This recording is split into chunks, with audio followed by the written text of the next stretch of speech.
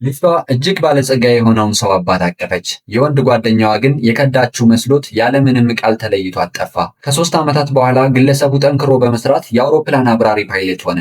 በአጋጣሚ ልጅቷ በዚህ አየር መንገድ ውስጥ በልምምድ ላይ ነበረች። ስራዋም የአብራሪውን የማስታወቂያ ፎቶዎች ማንሳት ነበር። ሰውየው የአይን መነጽሩን ሲያውልቅ የልጅቷ ፈገግታ በፊቷ ላይ ደረቀ። ከዓመታት መለያየት በኋላ ደስታ ሊሰማት አልቻለም። ምክንያቱም ሰውየው ቀድሞውኑ ሌላ ሴት ከጎኑ ነበረች። በአንድ ወቅት ከእሷ ጋር ዓለምን ለመዞር ቃል የገባው ሰው አሁን ሌላ ሴት ደጋፊ ሆኗል። ልጅቷ በዝምታ ዞር ብላ ለመሄድ ስትሞክር በስህተት ከአንድ ጉልበተኛ ጋር ተጋጨች። ጉልበተኛው ውበቷን አይቶ ወዲያውኑ ሊያጠቃት ሞከረ። ልጅቷ ወደ ሰውየው የልመና አይን ብታየውም እሱ ግን ችላ አላት። ጉልበተኛው ሊጎዳት ሲል ሰውየው ለረጅም ጊዜ ካመነታ በኋላ በመጨረሻ ሊረዳት መጣ። ነገር ግን ለልጅቷ ደግ አልነበረም። ገንዘብ አዳኝ ነሽ በማለት ወነጀላት። ልጅቷ ማንነቷን ለማረጋገጥ የሥራ መታወቂያዋን አወጣች።